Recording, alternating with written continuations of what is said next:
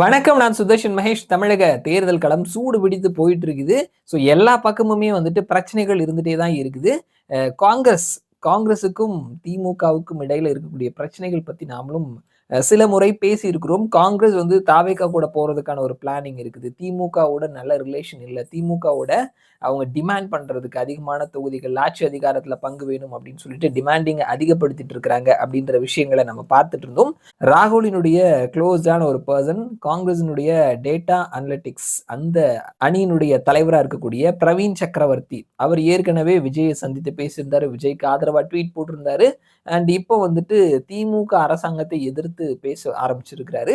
சமீபத்துல அவர் சொல்லியிருந்தாரு, இந்த மாதிரி உத்தரப்பிரதேசத்தை விட தமிழகம் வந்து கடன் அதிகமா வாங்கக்கூடிய மாநிலமா இருக்குது. 2010 அந்த டைம்ல உத்தரப்பிரதேசம் அதிகமான கடன் வாங்கியிருந்தது.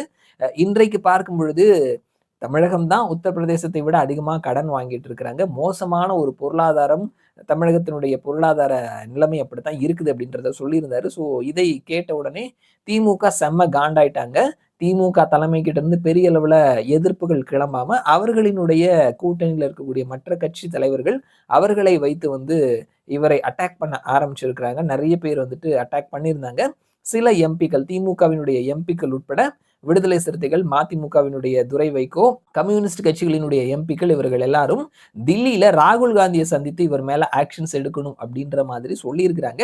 ஸோ இது திமுக தலைமையினுடைய அழுத்தத்தின் காரணமா அந்த எம்பிக்கள் போயிட்டு சொல்லியிருக்கிறாங்க. அவர்கள் ஏற்கனவே பிரவீன் சக்கரவர்த்தி விஜயோட பேச ஆரம்பித்தார். இந்த முதல்ல ஒரு குழு ஒன்று அமைச்சிருந்தாங்க இல்லையா?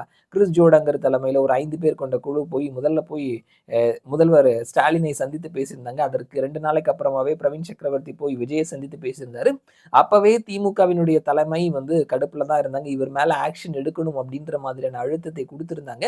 ஸோ அந்த ஒரு நிலைமையிலேயே வந்துட்டு இவர் மேல நடவடிக்கை எடுக்கணும் அப்படின்ற மாதிரி எதிர்பார்த்திருந்தாங்க. காங்கிரஸ் தரப்புல இருந்து எந்த ஒரு நடவடிக்கையும் எடுக்கல அப்படின்றதே திமுக தலைமைக்கு ஒரு அதிருப்தியை ஏற்படுத்தி கொடுத்திருந்தது. ஸோ தொடர்ந்து இவர் இந்த மாதிரி பேசிட்டு இருக்கிறதுனால அடுத்த கட்ட ஸ்டெப் 2 வந்துட்டு எம்பிக்களை வைத்து நேரடியா ராகுல் கிட்டே போயிட்டு அவர் மேல ஆக்ஷன்ஸ் எடுக்கணும் அப்படின்ற மாதிரி சொல்லியிருந்தாங்க. இன்னொரு பக்கத்துல திருச்சி வேலுசாமி அவரும் திமுக அரசாங்கத்தை பத்தி பேசியிருக்கிறாரு. ஸோ திமுக பத்தி அட்டாக் பண்ணி பேசியிருக்கிறாரு. அவர் மேலேயும் ஆக்ஷன்ஸ் எடுக்கணும் அப்படின்னு சொல்லிட்டு இங்க இருக்கக்கூடிய திமுக ஆதரவு காங்கிரஸ் கோஷ்டி அவர்களும் கூட வந்துட்டு தில்லி தலைமைக்கு சொல்லியிருக்கிறாங்க. இந்த எம்பிக்கள் எல்லாருமே போய் சொன்ன விஷயம் டைம்ஸ் ஆஃப் இந்தியால செய்தியா வெளிவந்திருந்தது. ஸோ ஒவ்வொரு எம்பியும் விடுதலை சிறுத்தைகளினுடைய ரவிக்குமார், அதே மாதிரி மதிமுகவினுடைய துரை வைகோ, கம்யூனிஸ்ட் கட்சிகளினுடைய எம்பிக்கள் இவர்களும் கூட வந்துட்டு இவர்களினுடைய பேட்டி இந்த மாதிரி நடவடிக்கை எடுக்க சொன்னாங்க அப்படின்ற மாதிரியான செய்திகள் டைம்ஸ் ஆஃப் இந்தியால வந்த உடனே காங்கிரஸ் கட்சியினுடைய எம்பியா இருக்கக்கூடிய மாணிக்கம் தாக்கூர் இந்த கட்சிகள் எல்லாத்தையுமே அட்டாக் பண்ண ஆரம்பிச்சிட்டாரு.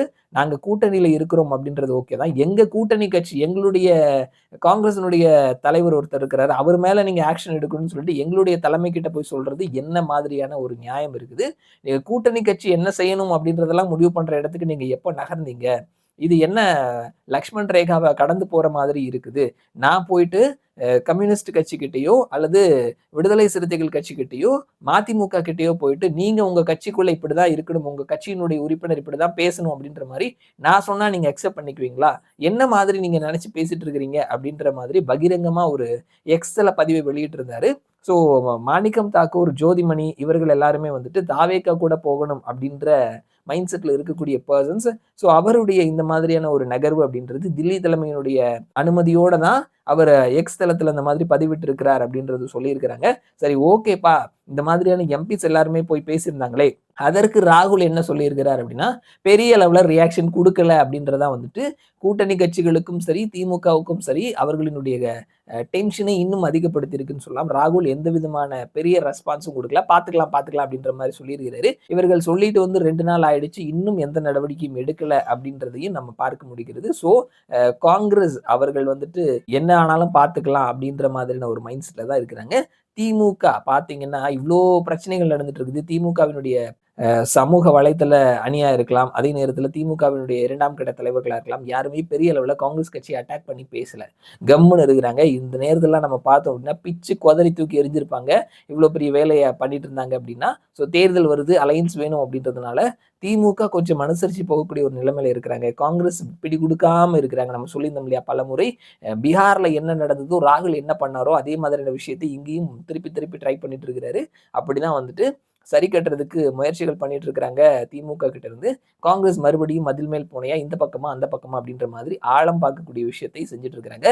பிரவீன் சக்கரவர்த்தி மேல நடவடிக்கை எடுக்காதது கூட்டணிக்குள்ள பிரச்சனை இருக்குது, விரிசல் இருக்குது அப்படின்றத வெட்ட வெளிச்சமா காட்டிட்டு இருக்குது.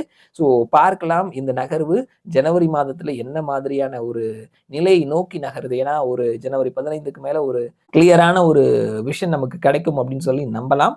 ஸோ பார்க்கலாம் என்ன நடக்குது அப்படின்னு சொல்லிட்டு பிரச்சனைகள் அதிகமாயிட்டே இருக்குது. திமுக தலைமை கடுப்புல இருக்கிறாங்க அப்படின்றத பார்க்க முடிகிறது. மறுபடியும் நான் உங்களை இன்னொரு வீடியோல சந்திக்கிறேன். அது வரைக்கும் நன்றி.